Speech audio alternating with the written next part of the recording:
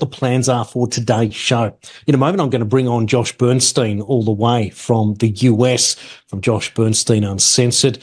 And we've got a lot to talk about when it comes to US politics. And Josh will bring us up to speed on the 25th Amendment, the Chevron doctrine, what's happening with Biden, what's happening with Trump, all sorts of things as we look forward to the November election, if and when we're going to get one.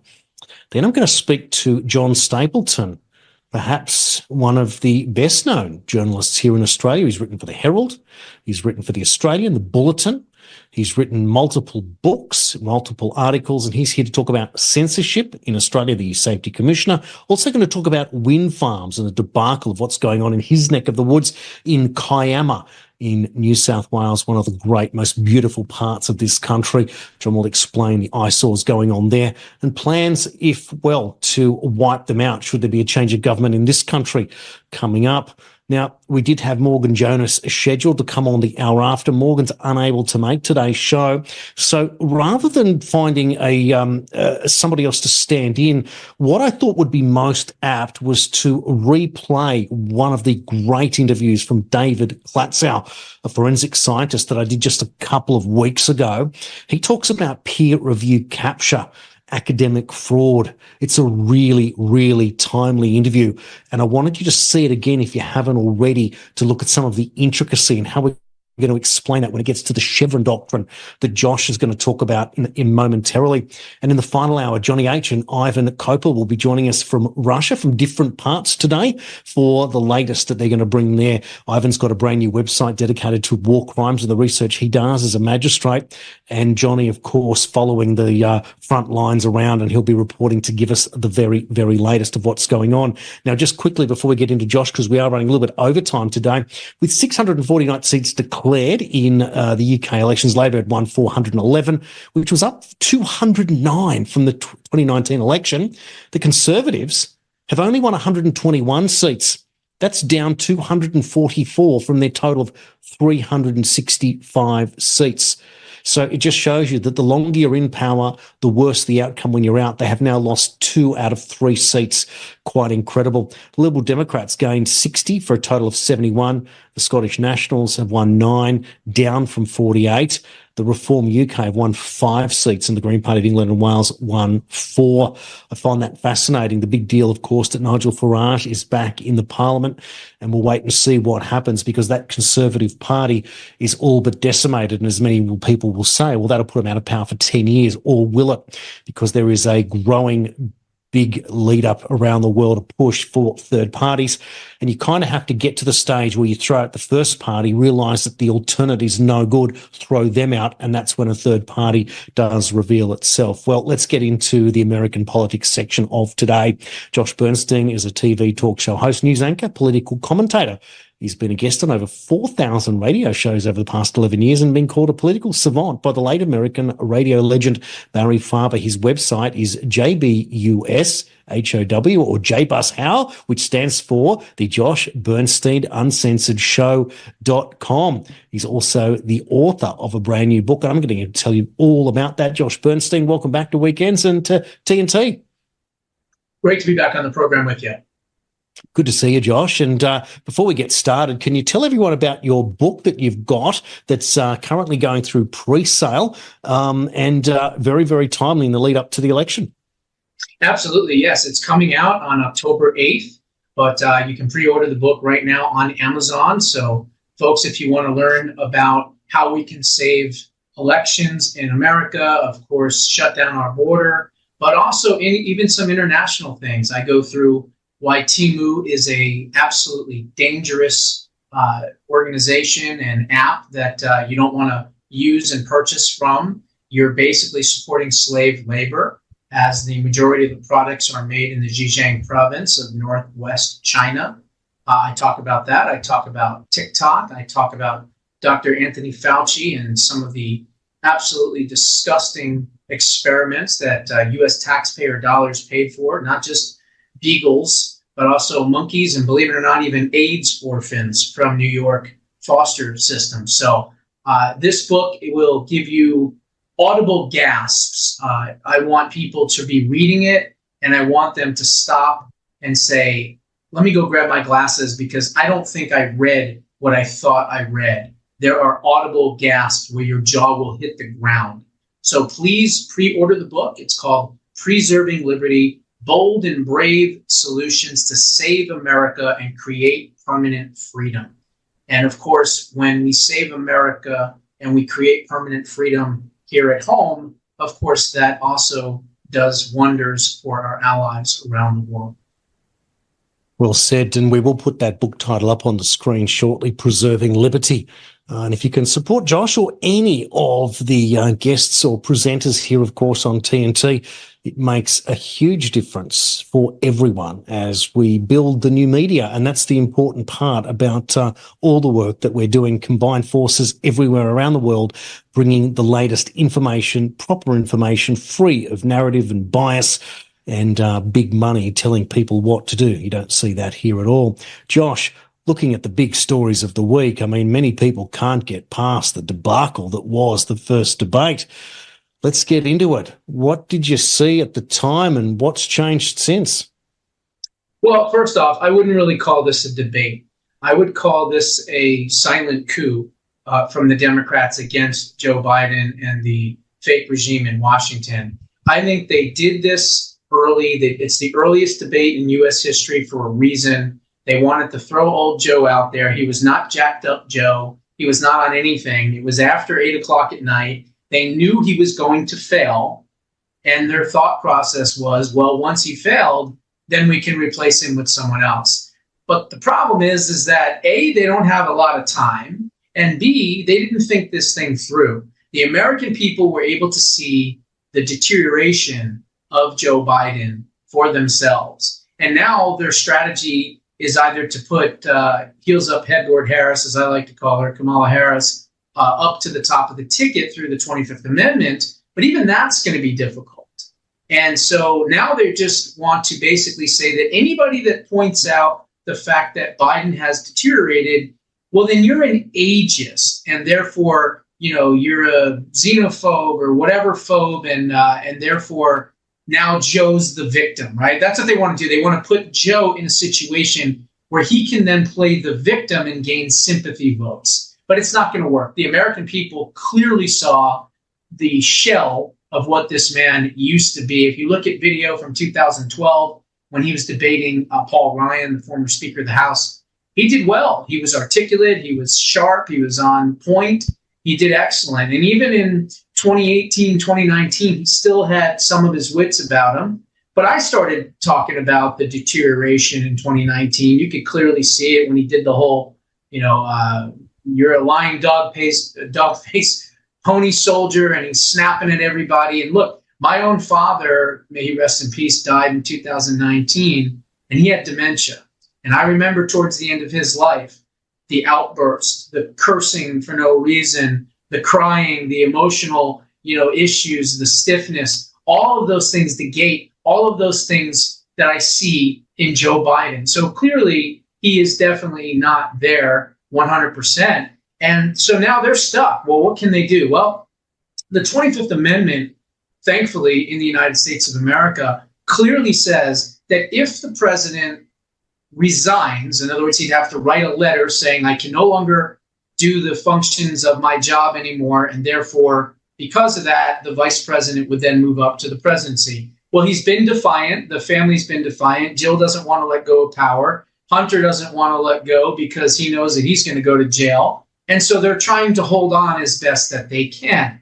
Now, if the cabinet, if the executive branch gets together and says, we've come to the conclusion that Joe is no longer fit for office, then what they would do is they would then write that letter and they would send that to the pro tempore of the U.S. Senate and the House of Representatives. And at that point, the House, because everything starts in the House before the Senate, would then have to make the decision as to whether or not they want to invoke the 25th Amendment, bring it up for a vote. It's possible that Speaker Johnson just might ignore it and say, I'm not going to bring it up. And then it's kind of a dead point right then and there.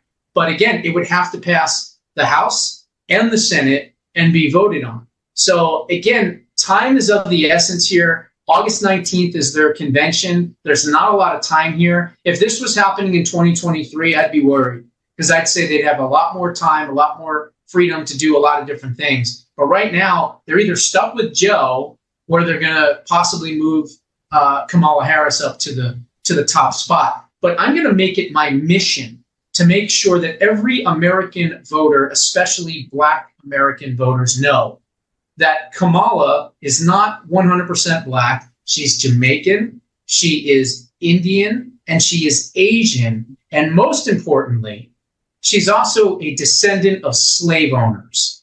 A lot of people don't know that about her. Her great-grandfather was a slave owner. His name was Hamilton Brown, and Hamilton Brown had the town of Brownstown, Jamaica, named after him, and he owned a minimum of 86 slaves, which I actually talked about years ago and reran that video. So I want to make sure that all voters in the United States of America understand that this person is a descendant of slave owners. Now, a lot of people say, well, Josh, she can't help her ancestry. Why are you attacking her for that? You're right. I'm not attacking her for that. I'm attacking the hypocrisy. The fact that she talked about busing with Joe Biden, the fact that she's, talked about reparations for Blacks and things like that in America. Well, wait a minute. Why are you ducking and dodging and trying to hide and bury the fact that you are a descendant of white slave owners? So I think that's an important aspect that I want people to understand. Well, Josh, we're going to continue with this conversation after the break. We'll take that first break. There's a whole lot more to talk about in the lead up to the US election. Before we take the break, did you know there are many ways you can watch or listen to TNT? Why not stream us direct from our website on your desktop, tablet or mobile device, or download our app from the App Store. We stream live on X, YouTube, Rumble and Odyssey. We've got you covered on today's News Talk.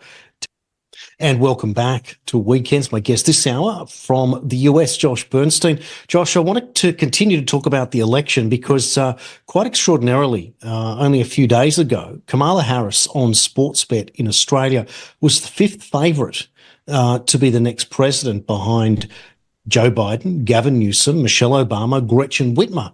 Today, she's the second favourite behind Donald Trump to be the next president of the United States. This is only in a matter of 4 days. See if we can get those graphics up on screen. First of all, for the Democratic nominee, this is coming from Sportsbet, which I find extraordinary. And whilst we get that sorted in the background, Josh, this is, as you said before the break, this is extraordinary because the Democrats seem to have snookered themselves. They are in a real bind now. It seems that nobody wants to take on the nomination if Kamala Harris is the best that they've got after sort of spruiking for either Michelle Obama or Gavin Newsom for most of this year, whether it's coming from within the Democrats, a few of them, but mainly from the Republican opposition who've been sort of screaming for the rooftops, it's going to be Michelle Obama. What do you think about this circular process here? Are they going to replace Biden or where do we go next? Well, I think if they were going to replace Biden, there's only one person that can replace Biden, and that is Kamala Harris. It's just the way that the system has been designed. In addition to that, you have 3 states that they would need to win in order to facilitate another term, and that is Nevada, and that is Wisconsin and Georgia. Wisconsin does not allow anybody other than the nominee to be on the ticket. And the only way that they cannot be on the ticket is through death. So, I mean, if they give Biden a poison hot dog or something, who knows what can happen at that point. But at this point right now, they would be forfeiting that state and they can't win the presidency without Wisconsin. You look over at Georgia. Georgia is the same exact thing. Georgia will not allow anyone to just be changed or put onto the ticket. Nevada, the same thing. So you have 3 states that they would have to win in order to facilitate a second victory. And those states have very strict rules when it comes to, presidential candidates. Now, there's also the Heritage Foundation, which is a conservative think tank and organization that has lawsuits at the ready right now. And they will be enjoined probably by America First Legal, which is Stephen Miller's group, and possibly even Judicial Watch with Tom Fitton. I don't know. But at this point, you can assure that the Heritage Foundation will be filing lawsuits if they try to do anything that is outside the rules of those 3 states in particular and or the 25th Amendment. So, as I said, this is not a situation where Democrats can panic and go, we just want this person or we just want that person. Number one, it would not be a white female or a white male, because one of the Democrat delegates recently said, if you try to jump over Kamala, we'll burn down the party, basically. And so it's not going to be a situation where it's Gavin or Gretchen or Hillary or anything like that. And so the only one that it can be, again, would be Kamala Harris. Now, the other thing is let's say Biden resigned, which I don't think he will, but let's just say he did. She's automatically now the presidential candidate. Who's going to be her VP? Well, it can't be Michelle. It can't be Gavin. It can't be any of these people. Why? Because they have to go through a confirmation process in the House of Representatives and then through the Senate. And they need a 2/3 majority in both houses to be chosen for the new VP situation. So all this talk about Obama, sneaking onto the ticket and all that, it's just at this point, the rules do not show that. And so if we have a situation where we have so many rhinos in the House of Representatives and in the Senate that they would allow, someone like Gavin or Big Mike or anybody else onto the ticket, then we deserve to lose. But I don't believe that we have that. I believe the Freedom Caucus alone, 35 to 40 members at least, that would be blocking anyone that they would choose. And so in some respects, Republicans kind of have them by the you-know-whats, because they can't really do much without the Republicans, saying so. It's absolutely fascinating. So when we therefore look at the odds, and I'll just read them out for you. Sportsbet today, 2024 Democrat presidential nominee, Kamala Harris, $2.25, Joe Biden, $2.40, Newsom, $11, Michelle Obama, $12, Gretchen Whitmer, $14. So at that point, really, you don't even want to have a bet because you're just throwing your money away. When it goes to the actual next president, Donald Trump, $1.57 ahead of Kamala Harris, $5.50, Joe Biden, $8, Michelle Obama, $15 to be the next president. They've also now got for the winning party, the Republicans at $1.53 ahead of the Democrats at $2.37. So based on those numbers, the bookmakers are now resigned to the fact that it will be a Donald Trump White House come November 5th, Josh. Yeah, I would assume that it would be. But again, the odds makers and the bet makers, they don't understand the Constitution. They're not reading the 25th Amendment. They're not reading the Wisconsin rules on presidential appointments and candidates. They're not looking at Nevada's rules. They're not looking at Georgia's rules. They're not looking at South Carolina's rules, which says clearly that no one can be replaced for political reasons. So again, when you put all that together and the fact that we do have conservative organizations and think tanks and litigation at the ready, there's not much that they can really do at this point. Now, if Biden decided tomorrow morning that he wakes up and he says, you know what, I'm not up for this, I want to pull out, is there time at this stage to replace him? And would there be a Democratic primary of sorts to select someone, or is it automatic that it defaults to Kamala Harris? Automatically defaults to Kamala Harris. So she would be the nominee. And then they would be in a situation where they would need a VP.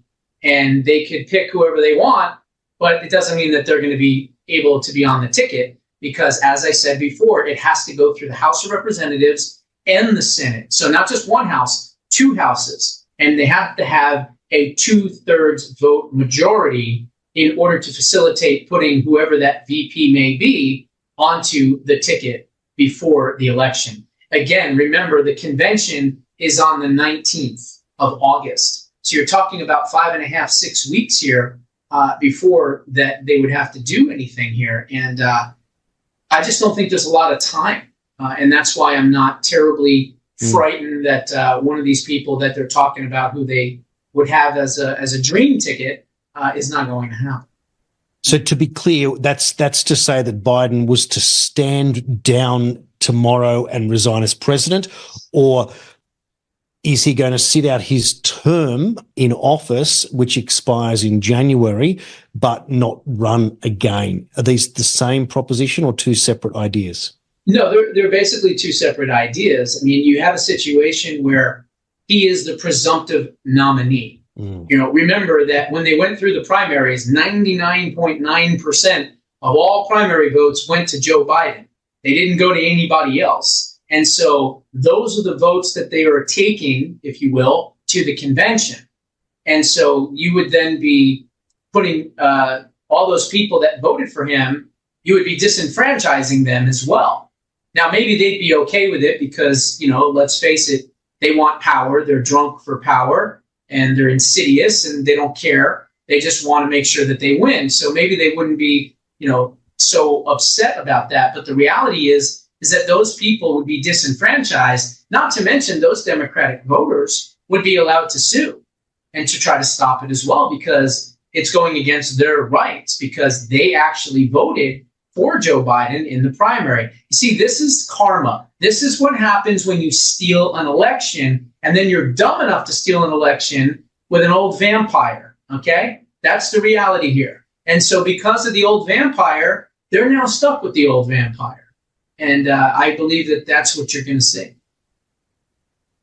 Well, it couldn't happen to a nicer party, Josh, and it's nice to see Amen them to that. falling over themselves here, still trying to justify that they hold moral superiority when it seems that everything that they touch turns to rubbish just the same. Look, we're going through many, many unbelievable twists in the narrative at the moment. Of course, nothing bigger than the COVID narrative. But one of the other great surprises was the release of Julian Assange.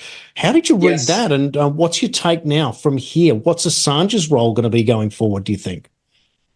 That's a good question. I don't know necessarily what his role would be. I think it was about 7 or 8 or 9 years too late. The poor guy suffered, for many years in the Ecuadorian council. And then, of course, even in England where he was. And so I'm glad that he's been released. I hope that he doesn't step foot in the United States of America ever, because I don't trust the government here. I think they would figure out a way to try to get to him or extradite him. Let's not forget, and Tucker Carlson pointed this out when he was in Australia. And he said, it's not hyperbole, it's not hearsay, it's not opinion. Mike Pompeo, the former CIA director, had a hit out to assassinate Julian Assange. That's not hearsay. That's not opinion. That's a fact. And so because of that, he needs to be very, very careful. I would make sure that he stays somewhere in an area or country that doesn't have extradition rights to the United States. Yeah, exactly. It's very concerning, isn't it, when you think that many thought that because he was Trump's Secretary of State, he was one of the good guys. But if anything, Pompeo has shown his CIA colours shining through more than ever. And of course, it was Hillary Clinton that was asking, how do we take him out? And once again, it's this ugly deep state scenario that keeps rearing its ugly head in what is the administrative state. Now, we might talk a little bit longer about it, but I want to bring up the Chevron doctrine. This is something that was also just recently overturned, Josh. And you're right on top of this. And I was hoping that you could explain what it means for our audiences here in Australia, but of course, all around the world. Yeah, even before I get into that, there was another decision, Jarkissi versus the SEC. And this one, a lot of people aren't really talking about it. But basically what you had is George Jarkissi, who I actually know. It was on his show years ago, or he was on mine. I can't remember. It was a really long time ago. But anyway, he was a financial kind of guru guy, and he had a talk show. And apparently he was accused of fraud or securities fraud or something. And so what happened was the SEC decided what his punishment was going to be, rather than going through the court systems. And so when that was brought to the Supreme Court said, no, I don't think so. You can't be the judge, jury, and executioner. These people deserve a right to a jury trial. And so that's another way of dismantling the administrative state and the deep state. As far as the Chevron doctrine is concerned, this one is even better. Because what this does essentially is that with Chevron, you had a situation where judges would punt the football, or if we're playing rugby, they'd throw the ball to the other team instead of trying to run with the ball. And what they would do essentially is they would allow the government agencies to decide what the rules were going to be. In other words, the courts said, nah, we're not going to get involved. We're just going to let the government and their agencies decide what will be. And that wasn't fair to the people and to small businesses and corporations and everything else. So what the Chevron doctrine has now reversed that. It has now taken that power structure away from the administrative state and have now given it to small businesses and corporations. Now they have a leg up. They have a way to fight back against government bureaucracy. And so it's a wonderful decision. As a matter of fact, it could affect as many as 17,000 past decisions down to 1976. That's a total game changer. So from, I think it was Peter Halligan who published his story on the Chevron doctrine today. He explained it. The agency, I'm just going to quote from it just here. One moment. He's talking about the arbitrary and capricious regulations which do not follow the scientific method. He says an agency rule that is arbitrary and capricious if the agency entirely failed to consider an important aspect of the problem and the relevant data. And an example would be in the case of climate change, where you cut off power. He argues that if 61% of the American public is relying on coal-fired power for their power, you can't just switch it off on the basis of saying that the EPA said X, Y, Z, we have to get rid of it, especially when there's no justification or the modelling doesn't match the data that says by using coal-fired power is not going to make the world melt or the temperatures go up to some crazy temperature, which it doesn't do and never has done. So the climate change zealots at this stage, Josh, they must be stressing more than anyone else at this point, because suddenly they're going to have to put their money where their mouth is and put their facts where their mouth is, because that doesn't add up at all. So how do you think that this is going to go now? Do you think there's going to be some backpedaling, some justification, or is it just going to be more of the same until the courts fill up with challenges? Well, I definitely think there's going to be court challenges. But what it does essentially is it neuters, if you will, the deep state and the administrative state, where judges in the past were just allowing them to dictate. They were allowing them to make the decisions for corporations and small businesses, basically saying government knows best. And so here's how it's going to be. We're going to create these rules. We're going to create these guidelines, these procedures, these protocols. And you're just going to have to deal with it, and we're going to tell you what to do. Well, the Supreme Court said, no, that's not how this works. We are now going to be on equal footing. And so now you have corporations and businesses, if they don't like an environmental decision, or if they don't like a decision by agriculture or whatever it may be, they can now litigate that decision. And these courts can no longer kick the ball to the government and let them decide. And that's the best part about it, because it actually gives equal footing to corporations and small businesses. Well, anything that makes things fairer for the average person in the street is a good thing. So the Chevron doctrine being overturned is one of those historic moments. So we've seen for the first time a division within the Democratic so-called uni party, in that half of the party wants to get rid of Biden, the other half are standing by. We've seen the release of Julian Assange from nowhere, the Chevron doctrine at the same time. One would have to say that things are changing. Well, we're going to take another break. We're going to come back and continue our discussion with Josh Bernstein, all things US. Don't go anywhere. You're watching and listening to Weekends here on TNT. Welcome back to Weekends. My guest this hour, Josh Bernstein from Josh Bernstein Uncensored. That's jbushow.com. Josh, presidential immunity. Donald Trump, once again, seems to be just that step ahead of the Democrats and the supporters, screaming, pulling their hair out. Joe Biden himself saying that nothing will ever be the same again. But this isn't a case of just a Republican-dominated Supreme Court. This is a legal challenge that's been, well, adjudicated upon. Is that right? Or is this a bit of political favoritism and Trump just being too good at political maneuvers? No, it's settled law. I mean, the Constitution clearly shows for the last 157 years, 1867, Mississippi versus Johnson, which was a case for the Supreme Court. Andrew Johnson was, of course, part of that case, and they ruled absolute immunity. Now, here's the important part, okay? Absolute immunity means that things that have been done in your official capacity as president, you are immune from. If President Trump walked out on the street and murdered somebody, no, that's not immune. And of course, there'd be an issue with that. Now, the left is running around trying to say that, well, because this immunity is now in place, which it's been since 1867, seriously, now all of a sudden we can just kill people and assassinate people and everyone's immune. That's insane. That's insanity talk, okay? You can't kill your political adversaries, and it's dangerous talk for anyone to even suggest that. Now, the other thing is, this was not a dissent by the 3 Supreme Court justices, in my opinion. Those Supreme Court justices understand what the Constitution says, and they clearly understand immunity. So they did not dissent in this decision. They committed treason, which is U.S. Code 182381, because that's what it is. By not going 9-0 in this decision, those 3 judges, in my opinion, committed treason.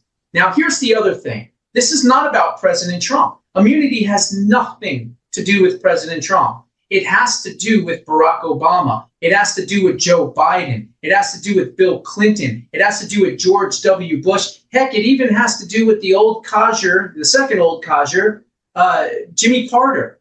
I mean, that's the importance of what immunity means. Otherwise, you could go back to Bill Clinton. You could go back to Barack Obama, and he could be criminally tried for a drone strike. You could go back after Joe Biden for the absolutely disgusting withdrawal from Talibanistan, as I now call it. So again, George W. Bush for invading Iraq and Afghanistan, Jimmy Carter for the Iranian Revolution. I mean, the list is endless. So it doesn't just protect President Trump. It protects all those presidents, but more importantly, it protects future presidents. How can a future president work and do their job if, God forbid, they get attacked and they need to retaliate, or they need to do a preemptive strike because intelligence is showing them that a missile's coming in, and all of a sudden they blink and they go, well, wait a minute, I'm going to be tried at The Hague in the International Criminal Court because I don't have immunity anymore. This is how serious of a decision it was. Now, here's the other thing. President Trump, based on the fact that he has executive privilege, that he is the president of the United States, he could take a piece of paper, he could write his name on it, he could walk out of the White House, and the second he walks out that White House, that piece of paper is declassified. End of story. That's just how executive privilege and immunity works. Joe Biden, on the other hand, does not have that type of immunity. And so therefore, having documents in the back seat of his Corvette or in his garage or wherever he has them, that is not declassified. That is classified information. So what they tried to do with President Trump is they tried to say that whatever documents that he had were classified. That's just absolutely wrong. Just look at the Constitution, look at the executive privilege of the Constitution. It clearly shows that the president has absolute immunity. You can go back to the 1867 decision of Mississippi versus Johnson, in which the Supreme Court said that Johnson had absolute immunity. I couldn't help but notice that when Biden came out and provided his excuse, kind of related, when he said he's going to stop going to events after 8:00 at night. Now, when he comes up with a comment like that, after everything that we've heard about in terms of immunity and secrecy and classified information, and of course the ultimate excuse is, for reasons of national security. If the President of the United States, to justify his poor performance and to justify him staying in the race, suddenly declares on international television that he's going to call a lid at 8:00 at night, isn't that a breach of national security to let everyone in the world know when you're no longer operating? Absolutely. You could not have said that any better. You're absolutely correct. And that's the thing. American voters need to understand. If, God forbid, there's an emergency that's going to happen after 8:00, he's not going to be awake for it. Number one, he's not going to be lucid enough to even deal with it. Number two, and number three, it's going to be all the other people in his cabinet that are going to have to make the decision for whatever it may be. That alone should get American voters to say, no way, not taking this chance. I'm voting for Trump. Hey, I may not like a few mean tweets here and there, but I like my lower gas prices. I like rent being affordable. I like groceries being affordable. I like lower inflation. I like the fact that he kept us out of wars. I like the fact that we were energy independent. I like the fact, that he did these peace agreements, with Israel before he left office. I mean, he did so many wonderful and amazing things that it's hard to even believe that it's even a race, to be quite honest. I mean, he is so much far better than anything that they would possibly be able to put up. And again, anything that they put up is going to be more of the same. And people have to ask themselves that question: are you better off now than you were 4 years ago? No liberal in this world, in this country, could ever say, yeah, I'm better off now, because you're lying. You're lying. You know for a fact that you're lying. And President Trump, his strategy moving forward needs to be able to pound and pound and pound in front of voters the fact that these people lied to you for 4 years. If they're lying to you for 4 years about his cognitive health and ability, what else are they lying about? That needs to be his train of thought moving forward.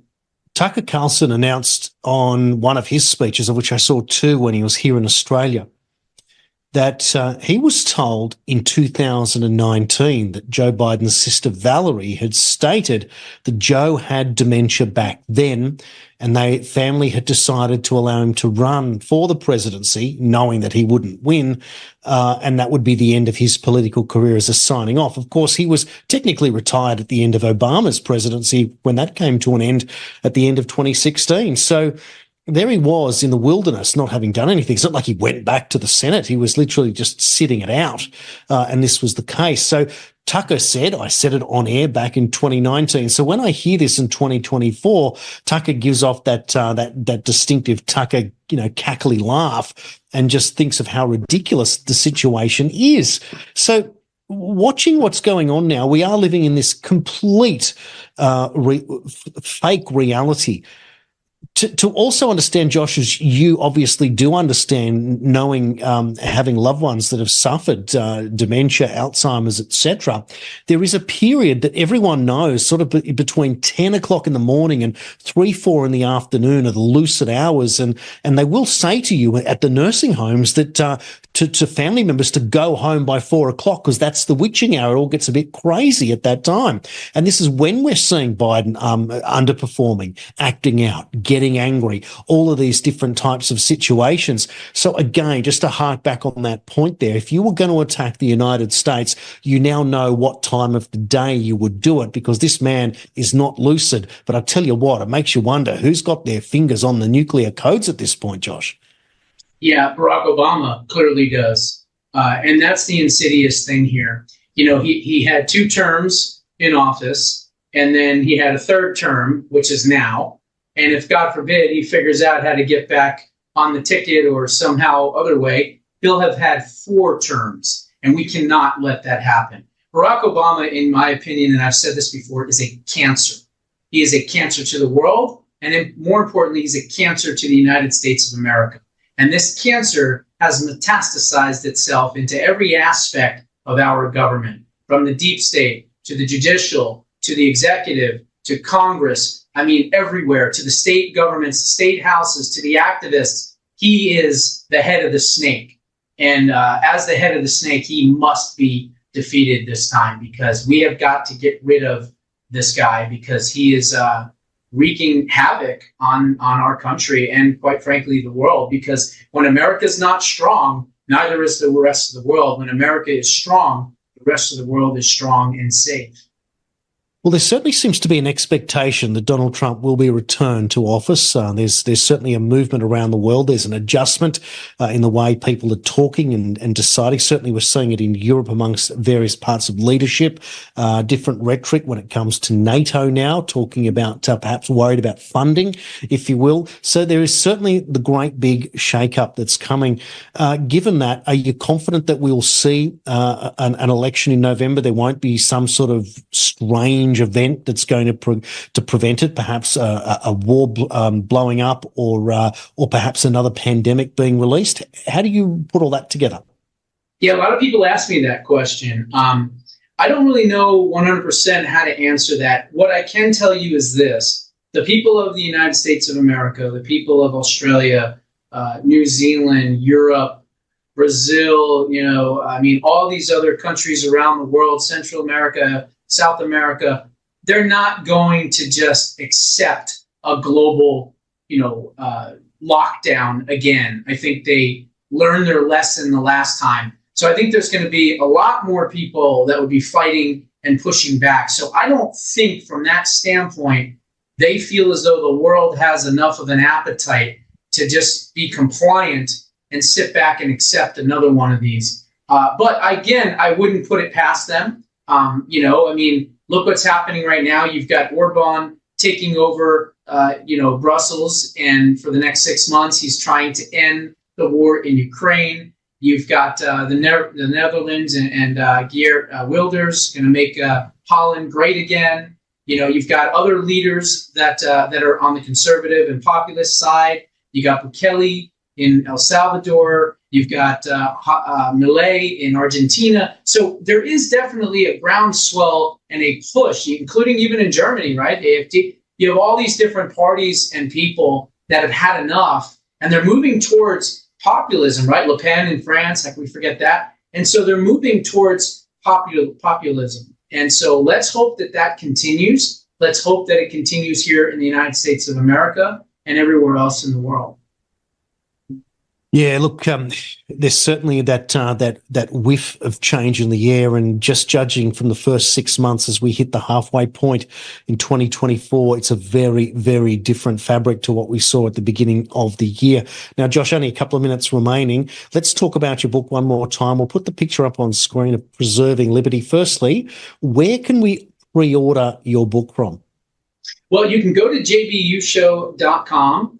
And at the very top, there's a button that says order here, and you can pre-order the book right there. It'll bring you right to the Amazon page, or you can just go to Amazon and in the search bar, put in Preserving Liberty book. Those 3 words, you'll see me pointing at you like this on the cover. And please pre-order the book. The more pre-orders I get, the higher the algorithms go. The higher the algorithms go, the more promotion it gets. The more promotion it gets, the more independent book distributors will see that there is activity here, and they'll purchase more and more books for resale. So please do that. I want to reach a lot of people around the entire world, not just the United States of America.